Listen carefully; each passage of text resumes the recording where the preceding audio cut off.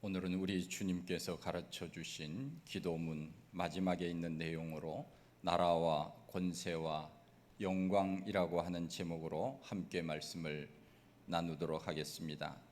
주기도문은 성경에서 두 군데만 기록이 되어 있는데 그것이 우리가 읽은 이 마태복음 6장과 그리고 누가복음 11장에 나와 있습니다.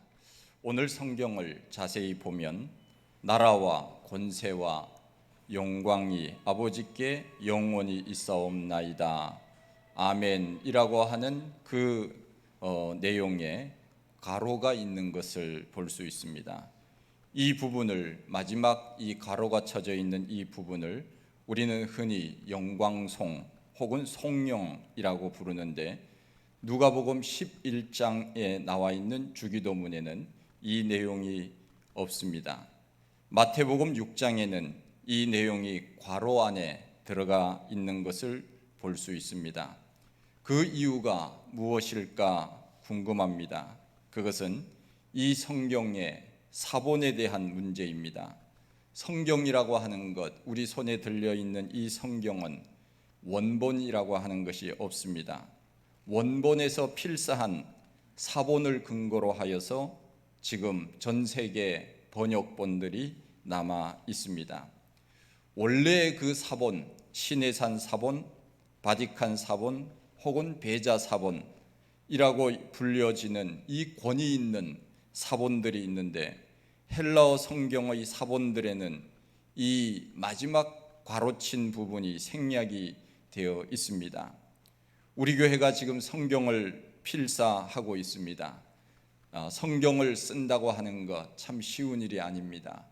제가 알고 있는 어떤 권사님은 붓글씨로 성경을 쓴 것을 전시회를 할 때 제가 가본 적이 있습니다.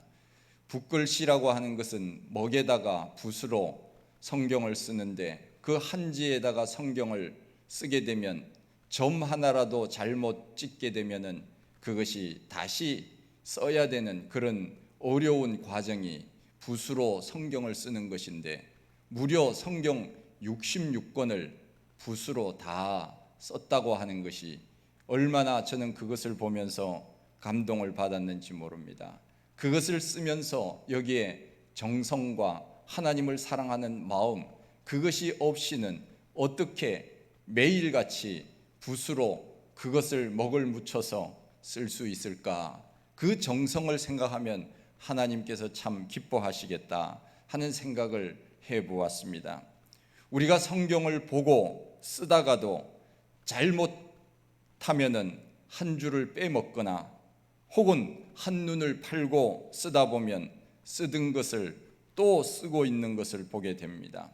우리 교회 이청일 목사님께서 성경을 우리 교회가 잠언과 전도서를 씁시다 그렇게 해서 올 한 해는 그래도 부담 없이 쓸 수 있는 장을 선택해서 우리가 쓰고 있는데 우리 이 목사님은 그것도 영어로 쓰셨어요.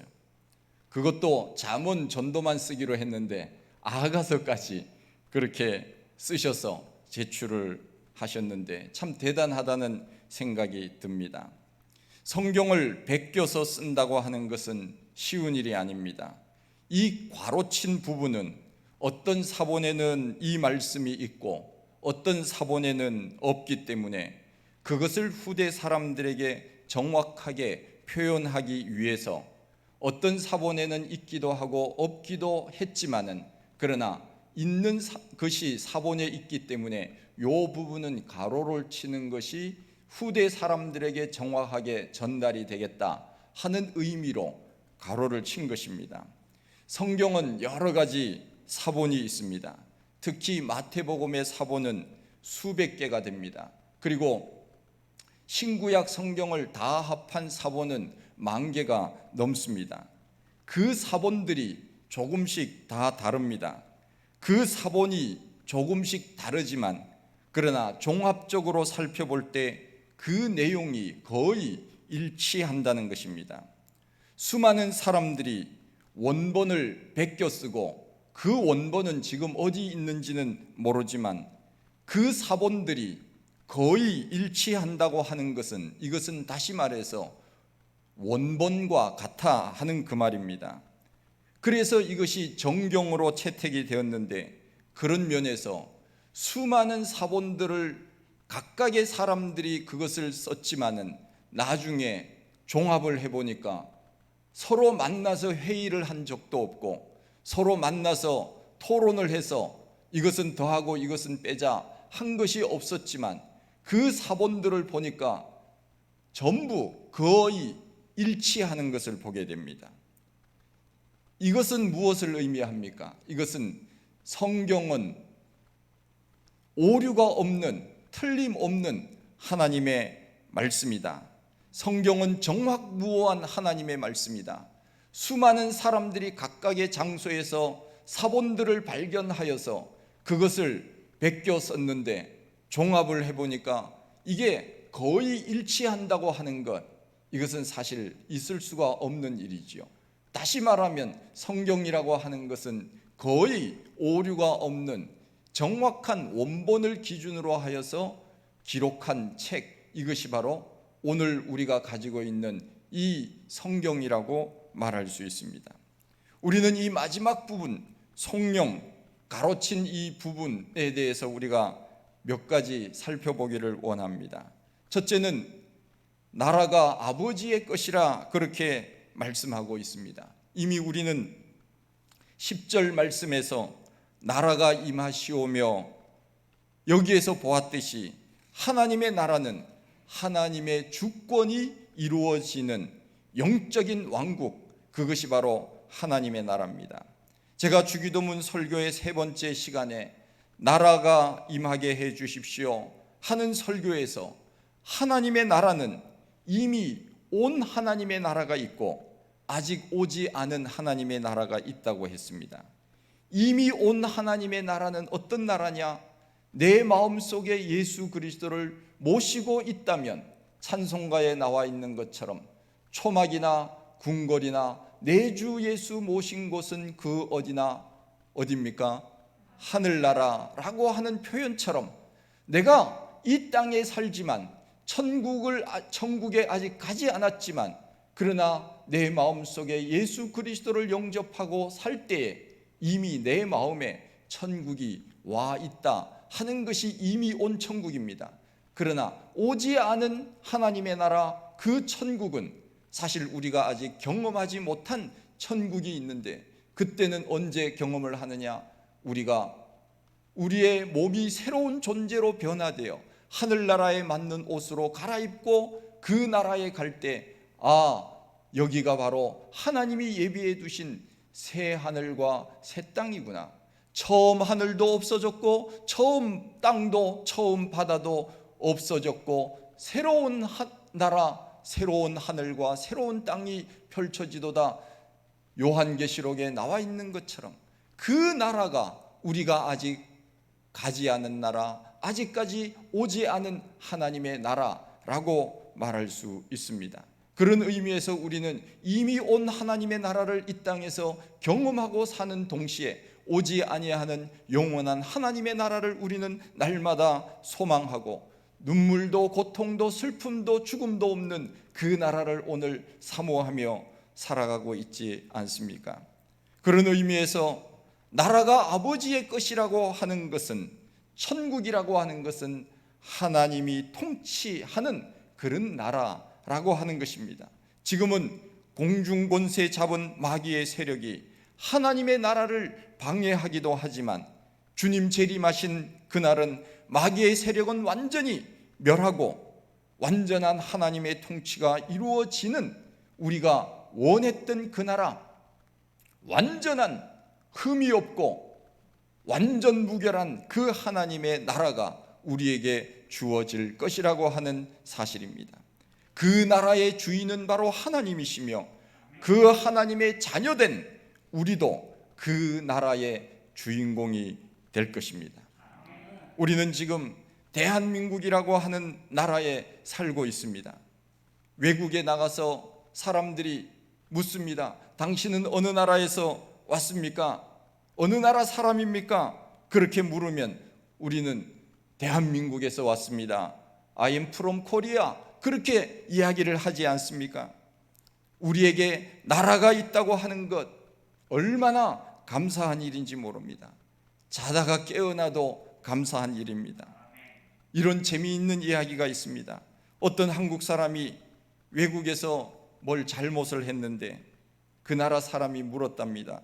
당신 얼굴 보니까 한국 사람 같은데 한국 사람이냐고 묻더래요. 그랬더니 이 한국 사람이 대답하기를 한국 사람 나 아니라고, 한국 사람인데 I'm not Korean 그러면서 하는 말이 I am a Japanese 그렇게 대답을 했다 하는 이야기를 들은 적이 있습니다.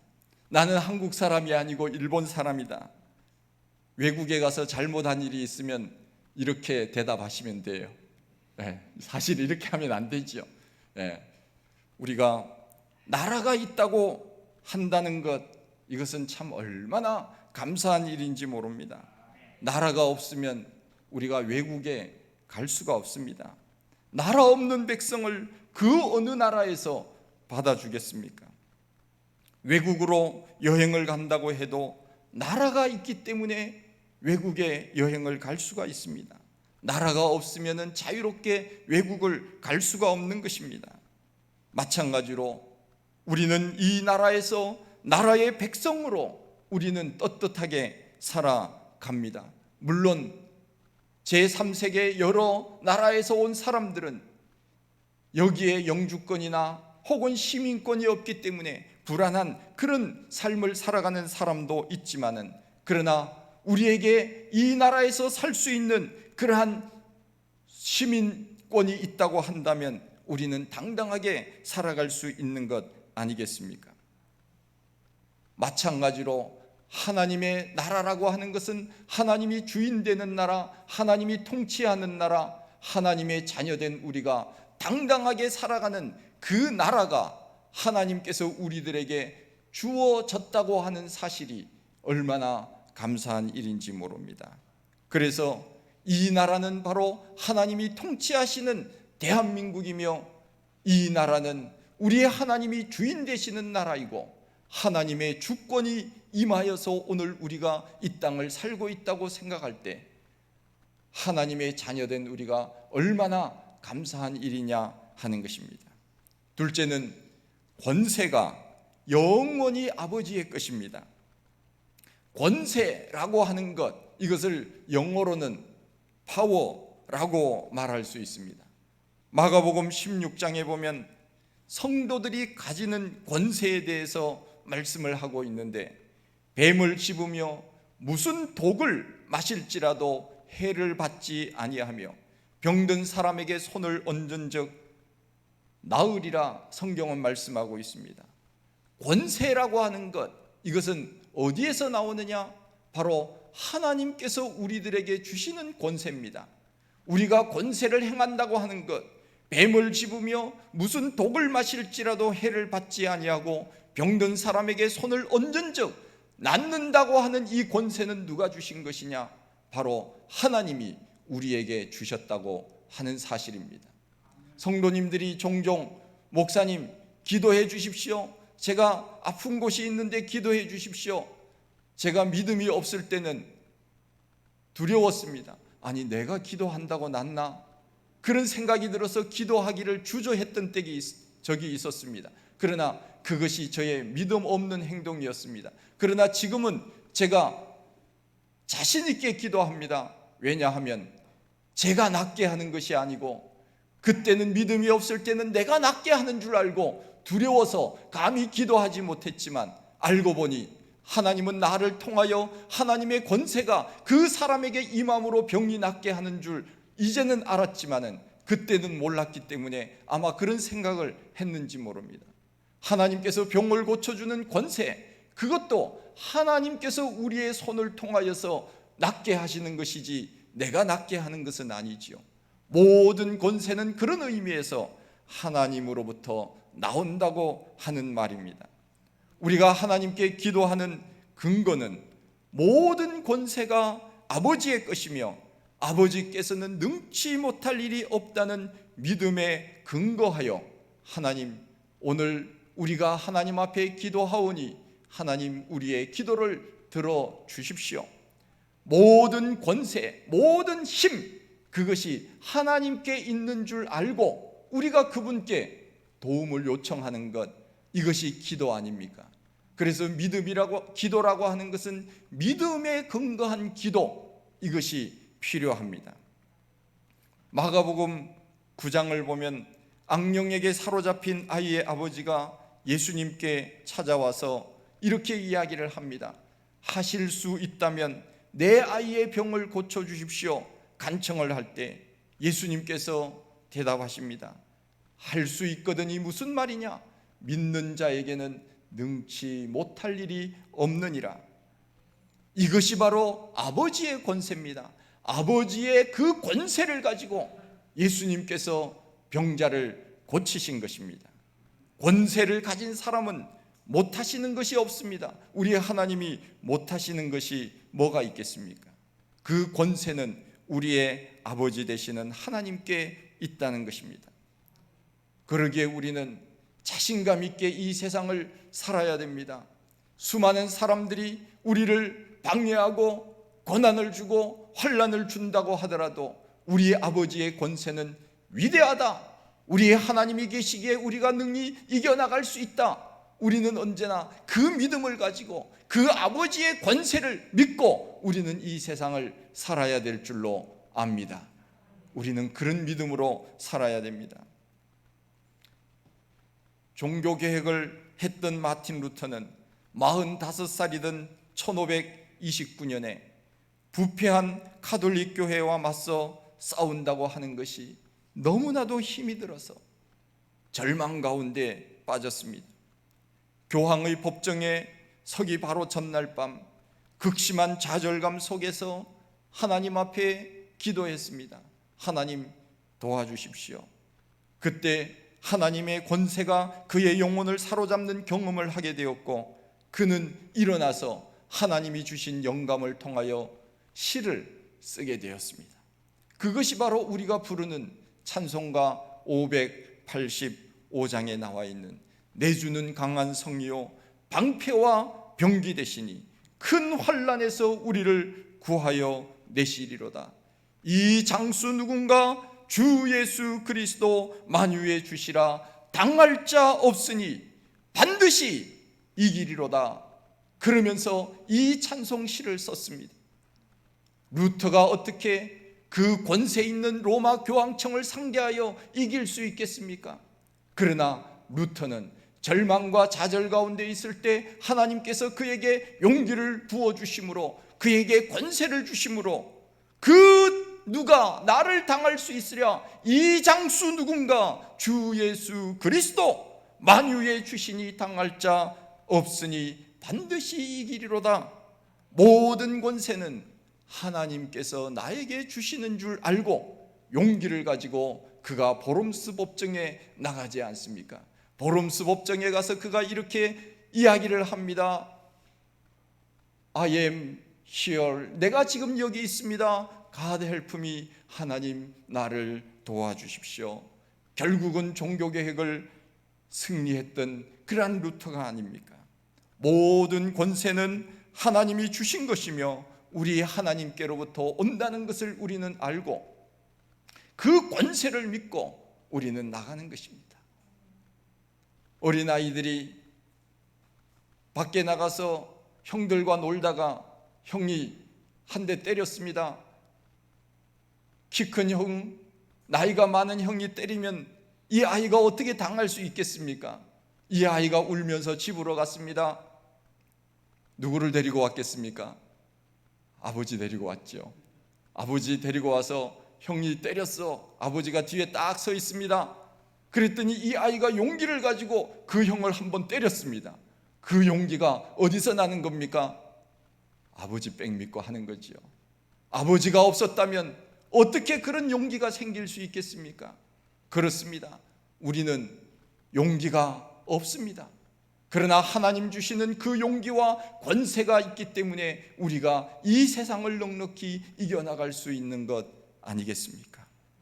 모든 권세는 하나님으로부터 온다고 하는 것입니다. 세 번째는 영광이 영원히 아버지의 것입니다. 헬라어로 영광은 독사라고 하는 단어인데 찬양과 영광과 존귀를 받으실 분, 그분은 오직 하나님뿐이라고 하는 사실입니다. 우리가 기도할 때 영광과 존귀와 찬송을 받으시기에 합당하신 하나님이라고 기도합니다. 영광을 받으실 분은 오직 하나님 한 분밖에는 없습니다. 이 세상에는 하나님의 영광을 가로채려고 하는 사람들이 많습니다. 사도행전 12장에 보면 헤롯이라고 하는 사람이 나옵니다. 당시 유대와 사마리아의 통치자였던 이 헤롯 왕은 이스라엘에 와서 로마 사람으로서 유대인들의 환심을 사기 위하여 기독교를 박해하기 시작을 했습니다. 그런데 하루는 그가 백성들 앞에서 왕복을 입고 연설을 할 때 백성들이 큰 소리를 치면서 헤롯을 칭찬했습니다. 야, 저 헤롯 왕이 하는 말은 신의 소리입니다. 그렇게 사람들이 박수를 치고 축혀 세우니까 이 헤롯이 으쓱했습니다. 기분이 좋았습니다. 그때 헤롯은 아닙니다. 저는 신이 아닙니다. 신은 하나님 한 분밖에는 없습니다. 그렇게 말해야 되는데 헤롯은 영광을 자기가 차지했습니다. 성경은 뭐라고 말씀하고 있습니까? 하나님께서 그를 어떻게 하셨습니까? 사도행전 12장 23절 말씀에 보면 헤롯이 영광을 하나님 앞에 돌리지 아니하므로 주의 사자가 곧 친히 벌레에게 먹혀 죽으니라. 헤롯은 작은 벌레에 먹혀서 죽었습니다. 그 이유가 무엇입니까? 하나님 앞에 돌려야 될 영광을 자기가 가로채었기 때문에 하나님께서 그를 죽이신 것입니다. 하나님께 영광을 돌리지 아니하고 자기가 영광을 차지할 때 우리의 하나님께서는 진노하신다는 것을 우리들에게 보여주는 말씀이 아니겠습니까? 사도행전 14장에도 보면 바울이 루스드라에서 나면서부터 걷지 못했던 사람을 하나님의 권능으로 고치는 그런 일을 행했습니다. 그때 사람들이 바울과 바나바를 신으로 추앙하면서 그에게 경배하고자 할 때 바울이 어떻게 했습니까? 여러분, 내가 이 안전뱅이를 고친 것은 내 힘으로 한 것이 아니고 하나님이 하셨습니다. 그런데 어찌하여 당신들은 나를 우러러 보는 것입니까? 내가 한 것이 아니라 하나님이 하셨습니다. 이것이 바로 하나님 앞에 영광을 돌리는 일입니다. 우리는 무슨 일을 하든지 먼저 하나님 앞에 영광을 돌려야 됩니다. 좋은 일이 있든 좋은 일이 없든 우리는 우리 삶 일상 속에서 하나님 영광을 받으소서 늘 그렇게 우리가 말하고 고백해야 됩니다. 우리가 오늘 주일을 지키지 않습니까? 추석이 있고 명절이 있을 때 그 어간의 주일은 제가 굉장히 힘들더라고요. 오늘은 별로 힘들지는 않지만은 왜냐하면은 성도님들이 다 이제 명절 기분에 빠져서 주일 지키는 것을 경솔하게 생각하는 그런 경향들이 있다는 것을 제가 생각을 했습니다. 주일이면 명절보다 이것은 더 좋은 명절이고 주일보다 더 좋은 명절은 없는데 어찌 이 명절에 기분이 도취되어 제일 좋은 이 주일 명절을 잊어버릴까 하는 그런 아쉬움들이 사실 없잖아 있었습니다. 우리는 언제나 하나님 앞에 하나님께 우리의 시간을 드릴 그 시간에 먼저 드려야 그것이 하나님 앞에 영광이 되는 것이 아니겠습니까?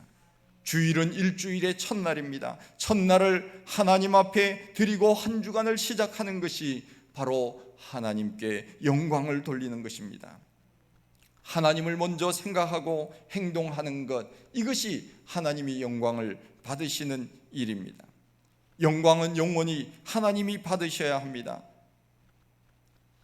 학교 다닐 때 그 장신대 교정에 보면은 큰 글씨로 잔디밭에 돌로 글씨를 새겨놓은 글씨가 있었습니다.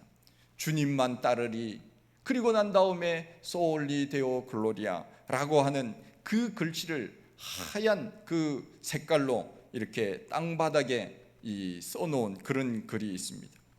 제가 그것을 보면서 그렇지, 솔리 데오 글로리아, 모든 영광은 하나님 앞에, 모든 영광은 하나님 받으소서 하는 그런 마음으로 우리가 살아야 되겠구나 하는 생각을 했습니다.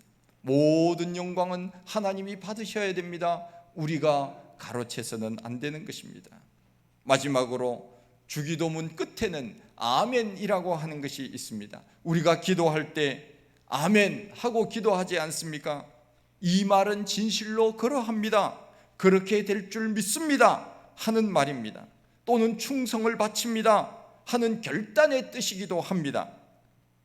요한계시록 13장 14절 말씀에 보면 사도 요한은 7교회 교인들을 향하여 예수님을 이렇게 표현합니다. 아멘이시요, 충성되고 참된 증인이시요, 하나님의 창조의 근본이신 분이라고 그렇게 표현을 하고 있습니다. 우리 예수님은 아멘의 주인이십니다. 아멘이라고 하는 말에는 믿음과 결단과 헌신이 포함되어 있습니다. 모든 기도는 아멘으로 마무리를 짓습니다. 말씀을 들을 때도 우리는 아멘을 합니다. 아멘을 많이 해서 손해보는 일은 없습니다. 아멘 이렇게 한다는 것은 그만큼 하나님 앞에 내 마음이 열려있다 하는 그런 의미가 아니겠습니까? 제가 어렸을 때 고향교회 다니던 교회에 어떤 권사님이 계셨습니다. 그분은 목사님이 설교할 때 아멘을 제일 많이 하시는 분이에요. 설교 끝나는 그 시간까지 제가 세본 적은 없지만은 한 100번 이상은 하는 것 같아요. 그런데 저도 어렸을 때 제가 그 권사님 그 당시에는 그 권사님이 연세가 많아 보였지만은 지금 생각해 보니까 그렇게 많으시지는 않은데 아직까지 이제 생존해 계시는데 제가 그분을 보면서 이렇게 보았는데 졸면서도 아멘 하더라고요. 졸면서 고개를 뚝 뚫으면서도 아멘. 이 아멘이 완전히 이 몸에 배어 있더라고요. 그래서 아멘 아멘 하니까 옆에 사람들이 싫어해요. 이건 무슨 때도 시도 없이 아멘을 하냐, 아멘 할 때 아멘을 해야지, 이거 장단도 제대로 못 맞추느냐, 그렇게 사람들이 비난을 하기도 했습니다. 그런데 그분은 그냥 그것이 습관이니까 입을 다물고 있으면 그분은 예배가 안 되는 거예요. 그걸 어떻게 막을 수가 없는 겁니다. 사실 아멘을 적절하게 하는 것, 이것이 지혜로운 일이지요. 어쨌든 그분은 늘 아멘을 하시는데 참 사람들이 싫어하기도 하고 그랬지만은 그래서 그런지 몰라도 하나님께서 그 집에 복을 주시더라고요. 보니까 그 딸이 감리교 목사가 되었습니다. 그 사이가 고려대 교수입니다. 큰아들이 우리 교단 목사가 되었습니다. 둘째 아들도 우리 교단 목사가 되었습니다. 제 고향 교회에서 한 가정에 3명의 목사가 나온 것은 우리 가정이 처음이고 그 다음이 그 권사님 가정이에요. 참 얼마나 감사한 일인지 모릅니다. 설교할 때 아멘을 하는 것, 이것은 설교자에게 힘을 불어넣는 일입니다. 창을 할 때 좋다 얼씨고 그러면은 그 창을 나는 사람이 힘이 나지 않습니까? 옆에서 장구를 치면서 북을 치면서 얼쑤 하면은 이 창을 나는 사람이 5시간이고 8시간이고 그렇게 창을 할 수 있는 것 아니겠습니까? 이 추임새가 없으면은 이게 그렇게 오랫동안 창을 못 하거든요. 설교도 그렇습니다. 설교는 목사 혼자 하는 것 같지만 알고 보면 이것이 커뮤니케이션이거든요. 서로 여러분들은 말을 잘 하지 않지만은 그러나 이 시간을 통하여 서로 소통하는 것입니다. 끊임없이 우리는 눈으로 소통하고 우리는 고개로 소통하고 몸으로 소통해 가면서 하나님과의 교통이 이 설교 시간에 일어나는 것이죠. 설교를 할 때 아멘을 열심히 하는 분들을 보면은 제가 착각을 합니다. 내가 설교를 잘해서 아멘을 저렇게 열심히 하는구나. 그래서 제가 더 열심히 하게 되거든요. 그게 착각인 줄도 모르고. 그러니까 제가 그런 착각을 할 수 있도록 그렇게 하시면 돼요. 우리 뇌의 구조는 이게 웃을 때 진짜 기뻐서 웃는 것과 가짜로 웃는 것을 뇌가 구분을 못한대요. 그래서 우리가 가짜로 웃어도 우리 속에는 끊임없이 좋은 엔돌핀이 나온다고 그 의사 선생님들이 얘기하지 않습니까?